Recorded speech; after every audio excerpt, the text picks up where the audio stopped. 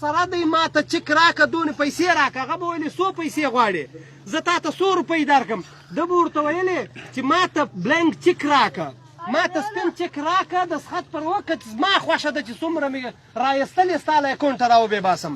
نو دغه رنګه دوی په زرګونو انسانان پښتانه زه پیسې وړې دي چې کوم چا به په پیسو ورته انکار کوي هغه سړی بې وواژئ نقیب مسعود د یو د کپړو دکان وي د خواره کې پلار سپین ږیری وي هغه دی اغوا کوي د بلنک چک په نامه و پلار ته یې ویل چک راکړه هغه زما خو چک نسته زما خو دونه پیسې نسته زما د زوی یو دکان دی دی راولاړ سوی اغوا یې کوي یوړی 4-5 ورځې تړلی وی له هغه بعد یې بیا په ګولۍ وویستی ټکان یې پر وکړل بیا یې په موټر کې واخیستې لرې یو ځای تس کوي بیا یې له هغه ځایه په بل نور پلیس والا باندې پیدا کوي راوړی په مردخانه کې ایښی وی په دې کې 8 ورځې تېرې شوې 8 ورځې چې تېرې شوې نسم چا وځلی دي وایي هر چا چې وځلی دي دا نسته ستا زوی موږ په جیل کې کښېنولی وی 10-15 ورځې ډوډۍ مو په خوړلې ده خرڅ مې په کړی دی بیا مې له هغه بعد وژلی دی ګولۍ مې په ګارې کړی دی د موټر پټرول مې په ګار کړی دی دا بیا مې له هغه بعد بیا موټر پټرول ګاډ کړی دی بیا مې راوړی دی مردخانې له بیا مې ایښیان ورسره ایښي دي چې دی بوی نه کوي ورستېږي نه پر دې باندې ما 4 لکه خرڅه کړې ده د 4 لکه روپۍ راواړوه داسې ظلم چا تر ننه په یوه ځای کې نه دی سوی په فلسطین کې نه دی سوی اسرائیلو نه دی کړی داسې ظلم 4 لکه روپۍ ځینې واخیستې زوی یې ورمړ کوي بیا یې هغه زوی په لاس ورکوي بیا په دې کې جی آی ټي جوړه سوله یو کمیشن یو مشرانو جرګه یې جوړه کړه د سرکار د خلکو هغو ته یې ویلې ته لاړ شه دا مړ چا کړی دی دا معلوم کوي هغو سړی معلوم کوي چې دا مړ راو انور کړی دی راو انور د پولیس یو افسر وی هغه چې وپوښتئ خبره یې ځینې وکړله هغه ویلې 440 مړي ما کړي دي څو 440 پښتانه ما وژلي دي دوی چې عدالت ته پیش کړي دغه یې وکړلې هغه ورته ویل شه پښتانه د وژلي دي بیا خیر دی موږ ټول سړی انسانان د وژلي دي انسان معنا پنجابی انسان معنا سندی انسان معنا سریاکی پښتانه د وژلي دي دا خو لکه تیترانو لکه زرکې چې سړی مړي کړي دا پروا نه لري ورځه ته خلاص یې ریټایرمنټ یې هم ورکړي دغه یې ولاږئ دوبۍ له ولاړئ دا چې هغه قراره په دوبۍ کې ناست دی ستا د وینې ستا د دغه یو څوک حساب نه کوي موږ دا ورته وایو موږ به دا خلکو ته وایو موږ به دې ریاست ته وایو و دې پوجانو ته وایو و دې نورو خلکو ته وایو چې وروره زما خو عالم هم د سړي د انسان حیثیت نسته نو ما زیاته دې په 14 تاریخه د ده کال پوره کېږي د یو سړي ته دغه نه سزا نه ده ورکړې څوک یې نه دی نیولی نو د دې کال د ده برسۍ ده د ده تلین دی د ده چې کوم د کال هغه دغه راګرځي په دغه ورځ دا یې مړه سوی دی نو موږ جلسه ایښې ده په دې ټانګ کې نو تاسو ته خواست کوو چې راسئ په دې جلسه کې کښېنو و دې جهان ته وزاړو و دې نورو خلکو ته وزاړو چې زما بچي له موږ زه قلم په لاس کې ورکوم زما بچي ته زه تعلیم ورکول غواړم زما بچي ته توپک مه ور زده کوه زما بچی باندې بم مه زده کوه ما بچی په چا وزنمه زه د بل بچی نه وزنم وروره زه خواست ته کوم چې ما یې لکه ژوند ته ما دغه خپل خړ کلي کې پرېږده دا اوبه مې دي زه خپل به یو شی وکړم وبې خورم خو ما وزنمه زما تربرونه په غاړه کې مه سره چوه ما له مسعودو سره مه جنګوه مسعود له وزیر سره مه جنګوه پلانی له پلاني سره مه جنګوه د شپې غلا وکړې بیا له هغه بعد خلک راپورته کوي بیا پر ما ایمرجنسي ولګوي کرفیو ولګوي بیا په کورو راننوځې زنانې بې عزته کوي سپین ږیره بې عزته کوي نو دا موږ ورته وایو چې وروره موږ تا ته ټیکس ورکوو پاکستان ته موږ ټیکس ورکوو موږ پیسې ورکوو موږ په اوړو کې په کپړه کې په هر شي کې موږ دوی ته ټیکس ورکوو خو د څنګه دا نور جهان پنجابی هم دغه رنګه ټیکس ورکوي زه ورته وایم چې څنګه د پنجابي د زوی حق دی څنګه پنجابی ژوند کوي په لاهور کې زه هم د هغه ژوند حق لرم د ده چې څنګه روډونه دي ښارونه دي زه هم د دغه ژوند دغه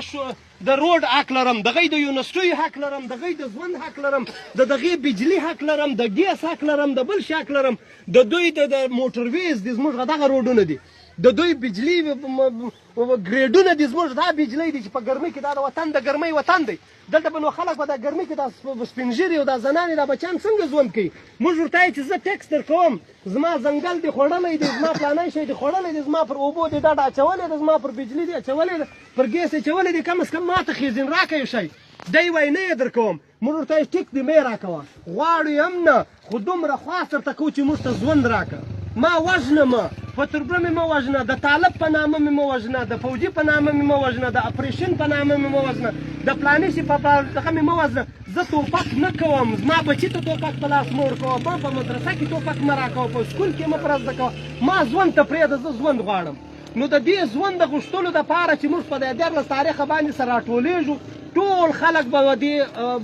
امریکې ته، ودې نورو ته، ودې نورو ته، مسلمانانو ته، و کافرانو ته، و هندوانو ته، و بل ته به وزاړو چې وروره و دا اسلام آباد والا ته وایه چې ما مه وزنه. زما څه ګناه ده؟ نه د چا کور له وروشتی یم، نه مې د چا اوبه لاندې کړي دي، نه مې د چا مځکه لاندې کړې دي، نه مې د چا په دې سپېره کلي کې پروت یم، بېټنی یم، څه له زما کوره نړی. په دې کورو کې خلک نه دي وژل شوي، په دې کې غلاوې نه دي سوي، په دې کې د طالبانو ګزمې نه دي سوي، په دې کې فوجانو کرپۍ نه دي لګولي، فوجان د خلکو په کورو نه دي ننوتي، خلک یې نه دي اغوا کړي، خلک یې نه دي وړي،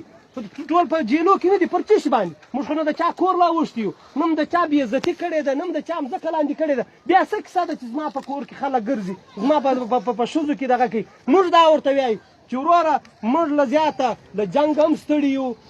له توپک هم ستړي یو، ستا له شتمنیو هم ستړي یو، ما ته روډ یو نسته یو فلانا، دا به مو غوښتي، دا مه راکوه، خدا خواست درته کوم، ما ژوندی علاقه، ما په دې خړه خاوره کې، ما په دې خپل ماجد کې علاقه چې زه 15 وخته لمونځ وکړم او راووځم، په دې پټي کې یو شی وکړم، ماښام یې ما او بچی ښه په امان وخورو، یا د اکاکر یا د تربرکر مړۍ وخورم، د شپې پر هر څو بجې خپل کور له بې ویرې راتلی سم،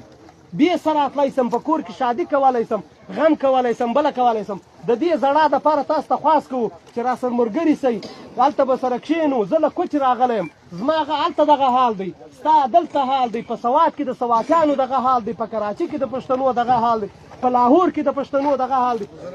د ټول وطن دغه حال دی. دا ټول وطن به سره یو شو، دلته به کښېنو و دې زورورو خلکو ته به خواست وکړو چې موږ مه وژنو، موږ ته امن راکړئ، موږ د ژوند راکړئ، موږ پښتانه مسلمانان یو، خپل خلک یو، وروره دا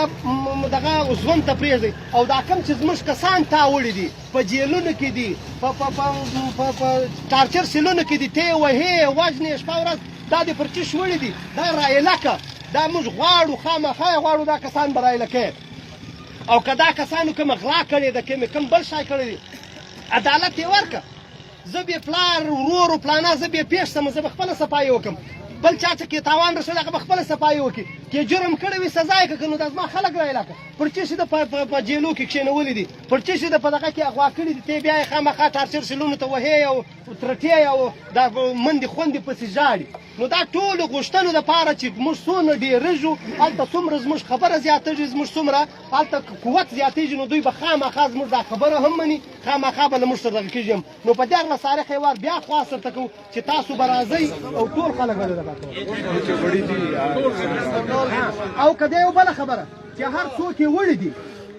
په دې کې که څوک دغه کړي دي، وړي دي، د هغه کورو والۍ په کار دی چې د هغو نومونه راکړي، د هغو فوټوګان راکړي، شناخت کارډ یې راکړي. موږ دا په نور دغه کې دغه چې کوم UN ورته وایي، په UN اسمبلی کې موږ د دې اقوام متحده په هغه دفتر کې موږ دا جمع کوو چې دا پلانی کس د پلانی زوی دا یې په پلانی تاریخ باندې وړی دی، پر دې باندې یوه مقدمه نسته، دا یې غیر عیني غیر قانوني وړی دی. په دې کې 1200 کسان موږ را خلاص کړي دي، دا غیر چې کوم دوی وړي دي 1200 کسان دا ټیم موږ په شپږ اووه میاشتې کې را خلاص کړي دي. نو دغه رنګه دغه د تاسو هم راسره ملګري کېږئ، موږ دا رنګه پر علاقه هم ګرځو، دا کوم چا کورو چې کسان ورک دي، دا کسان راولیکئ، هلته راسئ، نو موږ به دا به نور ورو جمع کوو، به دا به خامخا له دوی غواړو، دوی به رایله کوي. داسې ده چې تاسو په علاقې کښې چې کوم هغه خلک چې کوم مطلب دا له فوجانو وړي دي، له پولیس وړي دي، ورک دي که نه چا کال کېږي، 2 کېږي، لا میاشت کېږي، کېدای شي تاسو کلي شي په دا ورسره نور کولو کښې چا څوک ورکي، نو هغه لکه ته خبره ده دغه شناختي کارډ، فوټو سټیټ یې، نام، پته یې، او د کوم ځینې وړه ده، کله وړه ده، وخت بهتره به دا یې که 200-300 روپۍ خرچه وکړي، یو پینافلیکس هغه پرده جوړه کړي په ټاک شي او جلسې ته راشي، ورسره له ورور یې له پلار یې، نو دا به ډېره ښه خبره وي که نه. دا د دغو خلکو د موږ د ګردو کامي فایده ده. موږ مقصد بنیادي ژوندون غواړو، ژوندون، نه هم د غواګۍ، نه هم د بې عدالته وزني، نه د پکورو عزتونه را خرابوي. دا سوال کوو ده په باره کې. دا ډېره مهرباني، الله مو آباد له رایې انشاءالله ټول وګیا